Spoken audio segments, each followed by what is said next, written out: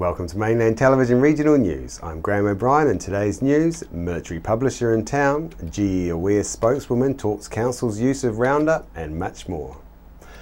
100 years ago on this day, April 8th in 1915, the news was all about the first 50 New Zealand Army nurses to serve in the First World War, who sailed from Wellington to London on the steamship Rotorua, in a journey which would take them 40 days.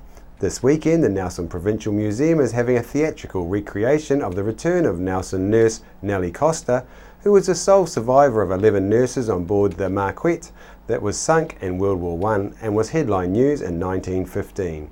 That's on this Saturday, Sunday and following Monday at 11:30 a.m. and 1 p.m. daily. Keeping with the war theme, Chrissy Small spoke to New Zealand military publisher Bob Anderson about the book which has brought him to Nelson. Tale of three campaigns and the true stories as told by Cyprian Brenerton and his granddaughter Annie Costa. I'm here with Bob Anderson from John Douglas Publishing. You're the publisher of this fantastic tome. I am. This is a great historical documentation of what it was like for those in World War I. What's so special about this republication? Well, I think the publication is very special because it is about the 12th Nelson Company and it's from this area. And they were part of the Canterbury Regiment that went away in the First World War. Very special because initially it's been in the making probably about 4 years, where Peter approached Dr. Christopher Pugsley. He was then at Sandhurst talking about this book, and he got in touch and we decided we'd go ahead and do it. So it is as the original book. Okay, we haven't taken any words away from it, what Brereton actually wrote. But what we have done is we've added to it. Right. So we've added photographs, which it didn't have before. We've redesigned it. We've put an index in it. And what else have we done to it? Maps, which it didn't have before. Okay. And of course, the last chapter is written by Annie Costa from here, and that's on the 4th campaign. So it's called A Tales of Three Campaigns. Yes. And she's written the 4th campaign, which is absolutely delightful. Yes, that's right. Well, being a member of the family and having that close contact with both the author and the author's wife, it's an amazing story, isn't it? Yeah, it is an amazing story. Very, very well written as well too. I know when John Gray actually did the editorial work for it, we put footnotes in it as well, and it is very well written by Cyprian Brereton. It's a very good book. Right. I actually think it's something that's very special to Nelson and to this area. Yes. Yeah. Now, of course, that's going to be available for purchase. Whereabouts are you going to have this book? It's going to be available here at the museum, and of course it'll be available this evening with the book launch, where Major General Gawn, who's the Chief of Army, will be launching it this evening at Nelson College. That's right. We're looking forward to. Yes. Yeah. So that begins at 6 p.m. tonight? It does at 6 p.m. tonight, which will be great. So we have him speaking, we have Peter Millwood from the museum speaking, and we have John H. Gray. He used to be my commanding officer when I was 21. Right. So that's about a number of years ago. Yes. Yes, that's right. Yes, true. Yes, we won't go there. But okay. Now, this book, who will it appeal to? Well, I think it'll appeal to my clientele, which is probably people that are interested in military history. Now, it's a First World War book, of which we're in the commemorations now, and of course we've got Gallipoli coming up on the 25th, which everybody will be going to, except me. I think it should sell exceptionally well, and it's very, very well written. Anyone wanting to get an insight on the Suez campaign, which was the first one where Willie Ham was killed, this actually explains it in detail. Well, very good. There's a commemoration out at Ngatamoti tonight, and I would imagine that's all around Willie Ham. It is, I'm sure. Now, look, chapter by Annie Costa. It's well written, and she's of course researched and gotten a lot of photographic material too add to that chapter. This is a real romance story. It is. It's a love story. I think she was 21 and he was 38. Right. So there was a bit of an age difference. Well, I just imagine what it was like today, what it would be like in the First World War, in that time. And, her saying that something happened to him, he went missing or he got wounded, she would go to him, and she did. She went by ship and they married, and I think there's a photograph in here. I'm going to show you, see if you can get this. That's great, fantastic, isn't it? And I believe he was quite unwell at the time. Well, he had a bullet, I think, in the head. I don't think he, recovered from it, but I must have given him an awful lot of pain for a long time. Yeah, it's lucky it didn't kill him. Well, the story of her journey was quite phenomenal as Yes. well, and the things that she had to encounter. Yeah. But it sounds like she was a real intrepid explorer herself, and she obviously had a charm about her. Yeah, I think so. And I think the thing that I really liked, and it's not in the book, was the photograph before Cyprian passed away, and he's sitting there, and there she is standing alongside him after all these years, And I think that's wonderful. Yes, well, the story of Daisy and Cyprian is just totally incredible. It's the icing on the cake for the book. It is, for sure. Yeah. And I think what John Gray's done too is explained exactly what was going on at the time. If you're talking about Gallipoli, most people know about Gallipoli, or do they?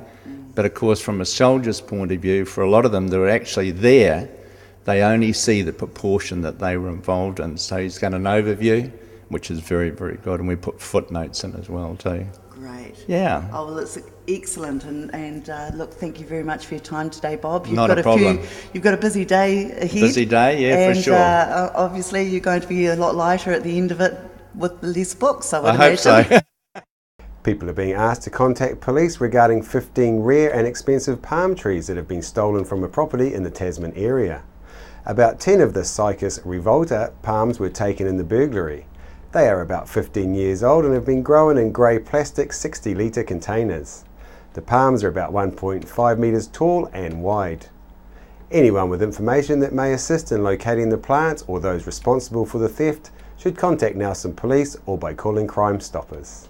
A 67-year-old man died in Nelson Hospital on Saturday, 3 days after he was involved in a crash on State Highway 65 near Maruria Falls. He has been named as being Grant Keith McIsaac, aged 67, of Wellington, who had been driving a van which collided head-on with a truck on a one-way bridge about 8 p.m. last Wednesday evening on April 1st. Following the crash, he was taken to Nelson Hospital. However, unfortunately, his condition deteriorated and he died on Saturday morning. A serious crash investigation is underway. The driver of the other vehicle was uninjured. Over the past few weeks, damning peer review evidence has been released internationally over the dangers of the use of glyphosate, otherwise known as Roundup. An international agency for research on cancer, as part of the World Health Organization, have classified the active ingredient glyphosate as probably carcinogenic to humans, whereas some other banned chemicals were assessed as possibly carcinogenic to humans. A 10-minute presentation to the Nelson City Planning and Environmental Committee on the pesticide use took place last week at Nelson City Council chambers. Susie Lees from GE Aware Nelson was one of those who did the presentation on the findings. Chrissy Small caught up with Susie last week to talk about the use of Roundup by local authorities. Susie Lees, it's such a pleasure to have you in the studio. Now look, here we are, we're looking at the effects of Roundup. You've been down to council this week to talk about how they shouldn't be using this product. Can you tell me a bit about the meeting, how it went? Oh, the meeting was very good.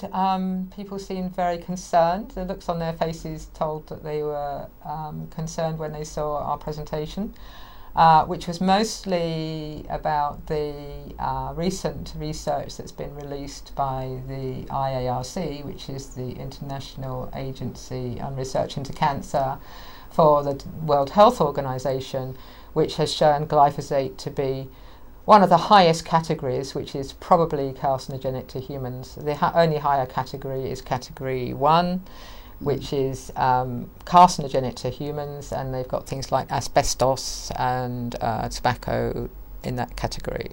Gosh. So look, we're talking about a severe chemical here, and with severe damage potential here. Now, what was the reaction by councillors? Well, we only had one couple of questions about, what could they use instead, because what we're asking is that council no longer use Roundup for urban use of weed killing, etc., and also that they ban it in the urban area, because of course most of the residues that go into the sea and the river and our water supplies actually come from urban areas. So we've asked that they look at banning it with their contractors if they're using any glyphosate at all. It could be Roundup, it could be anything they use. They use it in Banvine, which also contains a couple of other chemicals that people might know, which is 2,4-D and dicamba, which are ones that another study that was done last week, that was released last week, has also showed it might contribute to antibiotic resistance. Right. So we've got these two major things. We've got the carcinogen and we've got the antibiotic resistance in reports, both released in the last 2 weeks. Okay, and of course these products, they get into the food chain. You've got this amazing picture, it's quite disturbing, of a rat that was drinking water that had Roundup in it.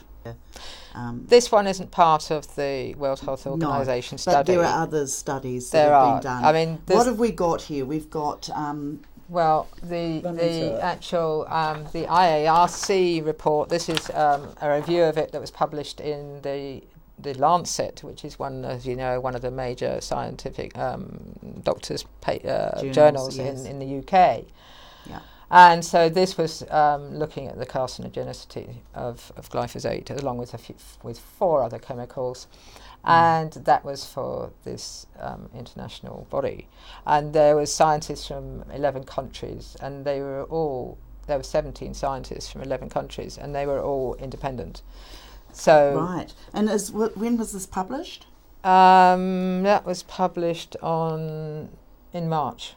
Basically, so this year. This is this fresh. Is totally current, right? Totally current. Okay. And the other one is this one, which it's just got a little photo of cells on it.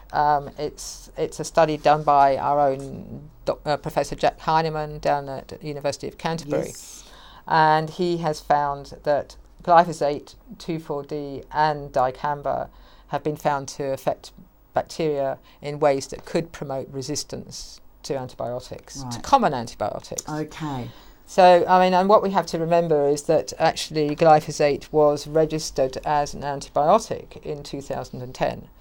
So the fact that it's being used ubiquitously and it's in the food system because we're importing foods from overseas, exactly. then it's obvious. Okay, so Susie, your aim is to educate councils to stop them from using Roundup as their preferred pesticide or herbicide of choice. Yes. Now, currently we have a situation with Tasman Council who are spraying around the waterways. That's right. And I mean, I only heard quite recently, and I was appalled at the fact that they'd approved the use of spraying of Roundup around the waterways. I think it's for the next 10 years. Tasman, we've got the Waimea estuary, which will be bringing stuff down from forestry, and I mean they are using Roundup in forestry. Yes. Quite a lot. So they'll be bringing, especially at this time of year when you've had a big drought all summer and people have been using Roundup all summer, and then suddenly you get a huge downpour of rain, and down it comes down the estuary and out into the silt. And I mean they've already proven there's huge levels of silt that have got glyphosate residues in them in the estuary around Auckland, and Auckland have started to put in place a regime to stop actually spraying in their parks and gardens and everything else. Sure. Well, in places like Waiheke Island, of course, they use steam control to control the weeds. There's no Roundup use whatsoever. That's perhaps the way councils around New Zealand should be looking. Yeah, we also want all councils around New Zealand to start testing the water. And I mean, I've been talking to several councils around New Zealand about this issue. You can view the entire interview with Susie through our Facebook page link or on our Mainland TV YouTube. Affordability has been a key concern for the Nelson City Council throughout the development of its 10-year plan, according to Nelson Mayor Rachel Reese, who said it's about balancing investment with affordability for ratepayers.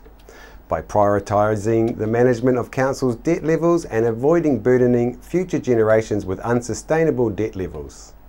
Council debt levels are assessed by credit rating agency and by retaining the existing credit rating. Nelson attracts lower interest rates on borrowings, which saves significant sums of money. Over the 10 years of the plan, the debt levels will remain within the cap Council has set itself, which is to ensure it does not exceed 150% of revenue.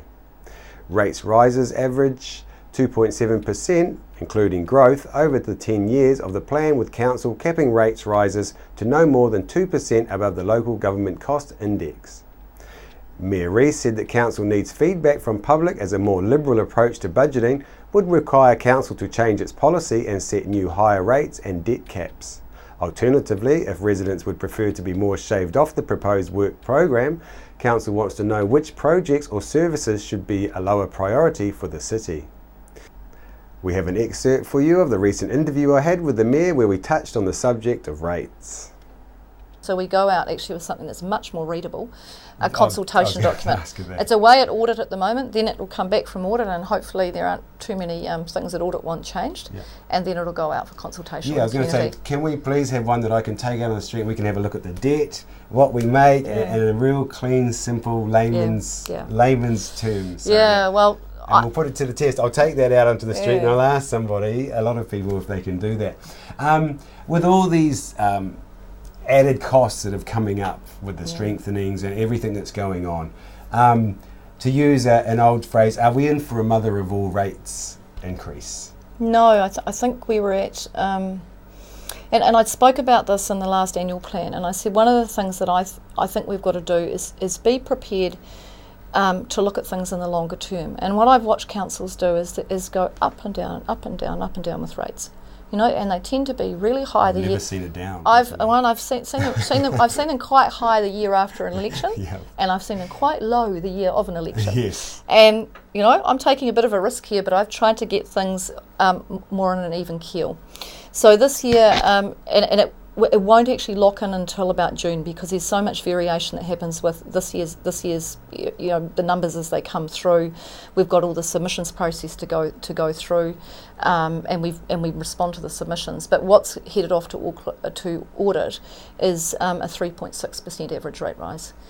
What we've managed to do, and I have to say, at the start of the process, I watched last year the asset management plans come through from the committees, and I sat in a meeting, I think in about September, and said, hello committees, you're making me very nervous, and I think you're sending me a wish list rather than something that's achievable. And I watched it come through, and I didn't see any changes from the other committees, and we added it all up, and I had to go back to them and say, well, guys, that's not doable, because you're now breaching all of our rates caps. We're now up above our debt to revenue ratios. That's not a goer. So what I've done is we've been very clear about, and I find that's the best measure, the debt to revenue ratio, and that's a bit like looking at what the bank would lend you. If you want to go and buy a house and you need to get a mortgage, they're going to look at how much you earn as to how much they'll lend you. Sure. And we have quite a conservative ratio because we want to have a high credit rating, which means that the cost to borrowers, our interest rate's lower. And so we're trying to be as frugal as we can in terms of that interest rate cost. We've managed to get it down underneath the ratio right throughout the 10 years. We've stayed under the rates cap for the 10 years, but there are increases. And one of the big areas of increase is in stormwater and flood protection. There were $56 million worth of urgent work needing to be done. I can't do it all in 10 years. I'm really sorry. There will be people in the city who are saying, I want my project done now. I can't do them as all first priorities. But there's over $20 million worth of new expenditure on stormwater and flood protection. QV National spokesperson Andrea Rush said the rate of growth in Auckland is exceptionally strong. The expectation is that Auckland will continue to accelerate while the rest of the main centres will remain steady. In figures released this month, Tasman District average house price has climbed 0.8% from $416,036 March last year to $419,517, while Nelson City house prices have climbed 2.6%, up from $399,835 March last year to $410,205. The government's new Home Start policy may lead to increased activity amongst first home buyers around the country, and it will remain to be seen whether this has an impact on values. The Reserve Bank is considering tightening rules on borrowing to property investors, which it has said may now be defined as those who own more than one property, and this could cover any property the owner does not live in. Currently, close to 40% of all residential house sales in New Zealand are purchased by those who own 2 or more properties, and the Reserve Bank's changes could come into effect as early as July 1st this year. After the break, we'll bring you the latest weather update and some events and happenings coming up from around the region. Why would you want to pay as much as $1,000 for a single bed mattress when you can buy a high quality locally made mattress like this for as little as $220? And a queen size mattress could cost you in excess of $3,000, but at Nelson Beds you could have a mattress like this as low as $425. So why would you go out and spend a fortune on your child's bedroom when you can come to Nelson Beds and buy a complete single mattress and base set, a 7-drawer Scotch chest, a headboard and a 3-drawer bedside cabinet for as little as $979? So call and discuss our custom manufacturing options and local after sales service at Nelson Beds, Nelson's only bedding manufacturer.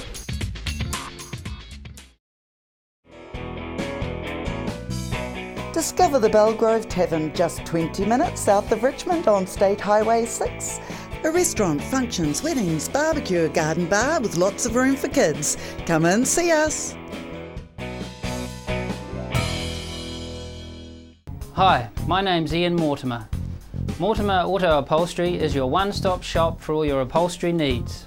We do car and boat interiors, boat canopies, ute tonneau covers, canvas and PVC fabrication. Call in and see us in Oxford Mews, 72 Oxford Street, Richmond. Are you looking for a scooter, walker, wheelchair, baby seats or pushchairs? Then come in and see the Nelson Region Specialist at Mobility for You, 269 Queen Street, Richmond, opposite the library. We have a huge selection of scooters, walkers, wheelchairs and accessories, along with a free booklet guide. We also provide a breakdown service if you ever get a puncture or a flat battery. We have fully equipped service vans to rescue you. Hi, I'm Robin Jordan and I invite you to call in and see the friendly team at Mobility for You, 269 Queen Street, Richmond, opposite the library. We're the team at JCar, right here in Nelson, 120 Hardy Street. Our shop is full of electronic items, including security alarm systems, electronic components, solar and power, electronics toys,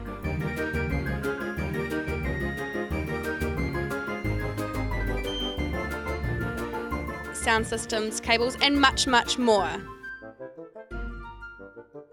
JCar. 120 Hardy Street, Nelson. I'm Francis from Nelson Auto Glass. We repair all auto glass, stone chips, windscreen replacements, scratch removal. If you have an auto glass issue, our team will sort it. Nelson Auto Glass Specialist, 84 Vanguard Street, Nelson.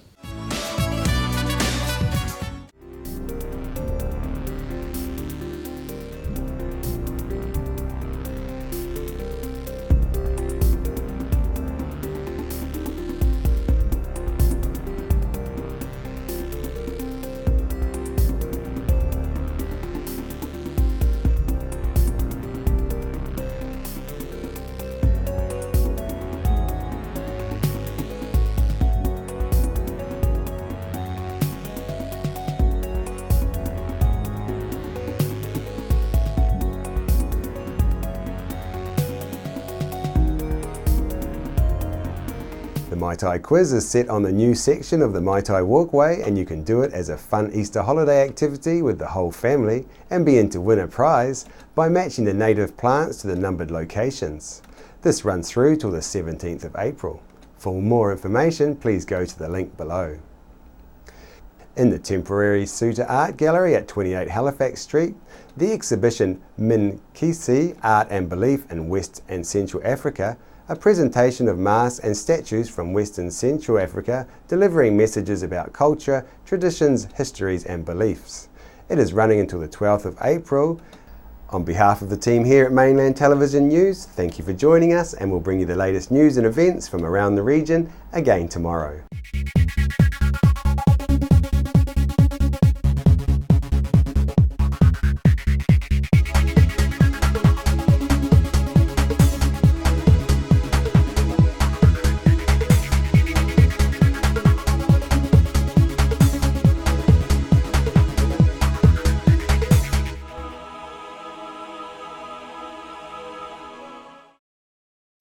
supporting local content so you can see more of New Zealand on air. Hi, I'm John McMillan at the Nelson Power Tool Centre. We have great prices on all the top quality brands of power tool. Tools and equipment at our showroom, 146 Te Hunanui Drive in Nelson. The Nelson Power Tool Centre, the specialists that stand behind and service what we sell. Social networking is all the rage on the internet, and millions of people all over the world visit one of the many social media sites every day, like Facebook, Twitter, and Instagram. A new social network that allows you to get paid for posting pictures. This platform brings e-commerce and social media together in one place and makes it possible to make money by sharing your content online. The system is very simple to use, whether you log into the website or use the mobile app. How does it work? The website works very much like any other social media with a twist. You can earn money from the content you share. You can increase the opportunity of making additional income by connecting your other social media sites like Facebook, Twitter, and Instagram. All you need to do is learn 3 simple steps. Snap it, tag it, and share it. Sign up today, http://kiwi1.igrowtour.com. Rats, stoats and possums are killing our native birds and reptiles. You can stop this tragedy. The Brook Waimarama Sanctuary is building a pest-proof fence which will allow native wildlife to flourish and spread into our lives. Help us preserve our native wildlife. Your support is needed now. You can personally or as a group sponsor a fence post for as little as $100, including the legacy of a personalised plaque. Go to thebrooksanctuary.org or give us a call. And be part of this exciting community project. The Brook Waimarama Sanctuary, returning nature to the Nelson region. World War I was a defining period in our history, impacting greatly on the lives of people from the Nelson province. Memories of the First World War is an exhibition which will be displayed in a number of regional venues and is currently on at the Nelson Provincial Museum.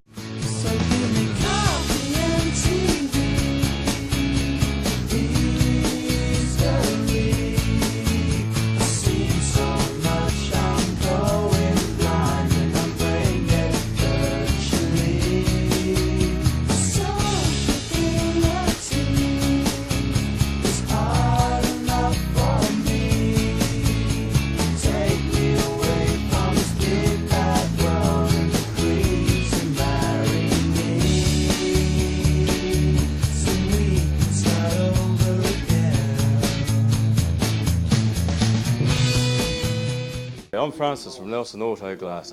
We repair all auto glass, stone chips, windscreen replacements, scratch removal. If you have an auto glass issue, our team will sort it. Nelson Auto Glass Specialists, 84 Vanguard Street, Nelson.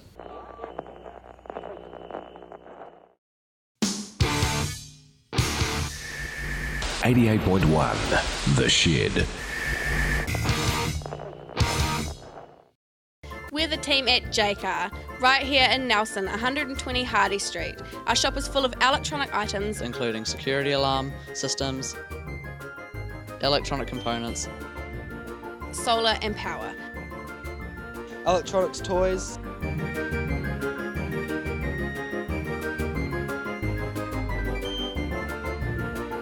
sound systems, cables, and much, much more.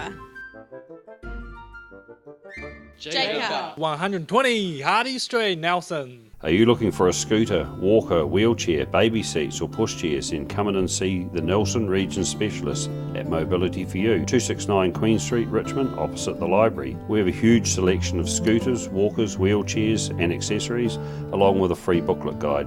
We also provide a breakdown service if you ever get a puncture or a flat battery. We have fully equipped service vans to rescue you. Hi, I'm Robin Jordan and I invite you to call in and see the friendly team at Mobility for You, 269 Queen Street, Richmond, opposite the library. Hi, my name's Ian Mortimer. Mortimer Auto Upholstery is your one-stop shop for all your upholstery needs. We do car and boat interiors, boat canopies, ute tonneau covers, canvas and PVC fabrication. Call in and see us in Oxford Mews, 72 Oxford Street, Richmond.